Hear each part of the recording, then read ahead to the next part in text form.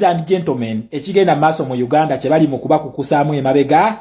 Ekisooka Muhoozi Kainerugaba ali mu kuyisa petition mu Mulalu.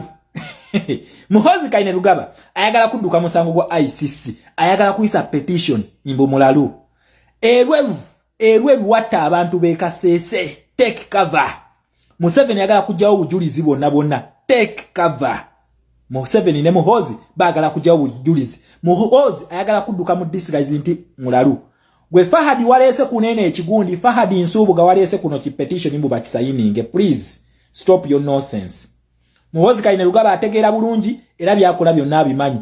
Omanyi ono kati abakubira mu teke mbu UN omuntu abeera mu position nga tategeera bulungi obanga alina mental disorder ne wabeera president bajja ne bamujjako UN emujjako. Kati kino kyagala okubalaga nti Muhoozi Kainerugaba tategeera such that UN ejja ne taking over ne emujjako senga bamujjako kitegeeza byonna byakoze abadde tategeera. Okuba ba Edi Mutwe emiggo okutulugunya bannayuganda bonna emisango Muhoozi gyonna gyalina mu ICC gibeera gigenze ku international level tubeera tuluzinze. Okitegera ekintu ekyo Muhoozi byakola abitegeera temusayininga petition eyo mugireke eyo nvuddeyo. Museveni atandise okusinkana international organizations. Nkiddamu Museveni atandise okusinkana international organizations inga azigamba mbu bawerewo dialogue, zitandike dialogue mu Uganda ahead of 2026 elections. Ekibiina kyasoose okusinkana kyekino eno bagita NIMD eno ye fanda wa iPod eno yatandikira mu ggwanga erya Ghana under Jerry Rawlings. Okitegera bano we batula mu dialogue eyokuleeta fundamental change gyolabako mu Ghana, democracy kati ensi ezikyasinza democracy ku lwakalo lw'omuddugavu ye Ghana. NIMD yakikolako. Falono tumutadde ku pressure tumunyize nabagamba zino zinyiga gwatamanyi foreign policies zino zinyiga wowe oyagala okakasako engeri gye zinyigamu genda obuuze Munangagwa mubuuzeeko ajja kukubuulira. Zanyiga kyali wa Munangagwa gwe bayita Robert Mugabe nga Morgan Shangalaya amutaddeko akazito. Morgan Shangalaya yali amuttamu omuntu. Robert Mugabe kye yakola nga zino foreign policies zitandise okumunyiga nga zimunyiga, Mugabe yakwata obuyinza n'abukasukira Munangagwa n'amugamba blood ntaasa amagye geewambe tukuwa obuyinza. Museveni agezaako kikola ne Besigye naye nga ffe tulaba because we are students of history, not only Ugandan history but African history and international geopolitics. Shama representing. Okitegera kati oyo fala we twamulaba teekera Besigye we ekiwanyi ne tukifiiseyo naye abanga akakodyo ka Mugabe tekasobola kukola kano kuyakolamu awe Munangagwa ekifu entebe adduke ku Morgan Shangalaya. Museveni kye yakoze kati yadduse kuleeta bitongole binene nga NIMD ye sponsor wa iPod mu Uganda eno gye twafulumya mwe bagendanga ne Besigye ne banywa buchaayi kati agidduse mbu batudde conference eno batudde n'abavubuka ba youth leaders mbutwe wale election violence ngwera ne basayininga kino nyongero bajukiza. NIMD and the Embassy of Netherlands stop hypocrisy. Stop your hypocrisy. We are youths of Uganda and we are stakeholders.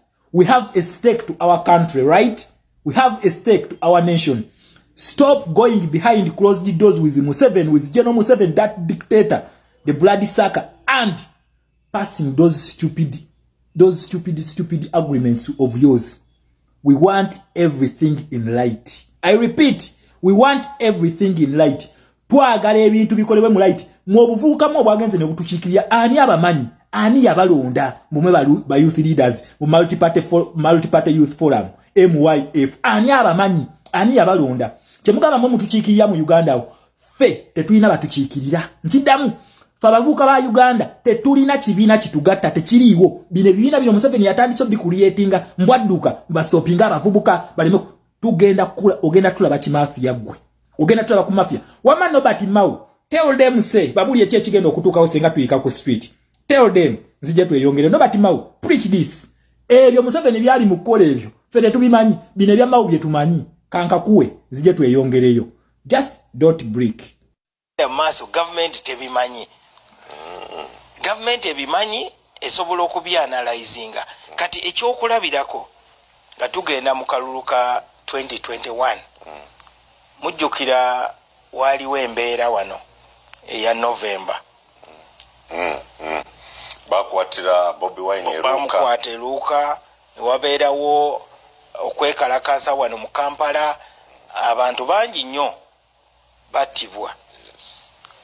President n'agoba ne deputy IGP alimba mu kintu ekyo tokikkiriza naye kye kisinga abantu tebakyogerako nti president ya firinga deputy IGP kubanga yali alina okumanya nti ali mu kudiiringa ne ba civilians. Kati gwoweeryanyi olina ba civilian weewaawo balina amayinja na biki olina okubeera ne superior strategy ey'okukakanya embeera. Naye abakola omupango ogwo ogw'okwekalakasa ate balina ne programu endala kati gavumenti yakitegeera kubanga gavumenti erina amatu mangi ate mawanvu. Kati gavumenti yawuliriza nga bano abategeka okwekalakasa bali mu kwogera n'omuzungu ebweru nga babuuza omuzungu oyo tikakati gwe ssebo tuyinza tutya okuteekawo embeera mu Uganda United Nations Security Council eyingire mu nsonga za Uganda bakiyita responsibility to protect. Responsibility to protect yembeera yali e Libya. Kwegamba ensi yonna n'esalawo nti kati ensi erina okuyingira e Libya okuprotectinga Banansi. Kati oli omuzungu n'agamba ekyo tekisoboka okujjako ng'osobodde okuŋŋaanya abantu bikumi oba thousands beeyiwe ku nguudo ate mukole provocations. Neddala mukyamanja kitemumpa ku fees kati. Lwaki temwekwatayo omutwalo n'enfuna ebyokunywa kati kuba ndi mulwadde siri mulamu ndowooza kati biwedde. Ekyo Museveni tatya kikigenda kubeerawo mu maaso awo. Museveni ekintu kyatya ekyo Nobert Mao kyayogerako nabagamba Uganda akalulu ke tugendamu kagenda kubeera oversighted oba overseen by the United Nations. Ekyo nakibagamba ekyo bagita protestive vote nabagamba bagita protestive vote. Tetuyina mundu naye tuyine mundu civilian akola atya kino kyenzemba nnyonnyola ensonga lwaki Museveni ono abadde atusibako mundu kubanga senga olumba ba civilian abakutte ebipande United Nations Security Council yekulumba akugambye bakiyita right to protect. United Nations eyina right okugenda okulumba government yonna senga exceeding a certain amount. It has to be 200 people down abakutte ebipande n'obakuba n'obateeka ku ttaka.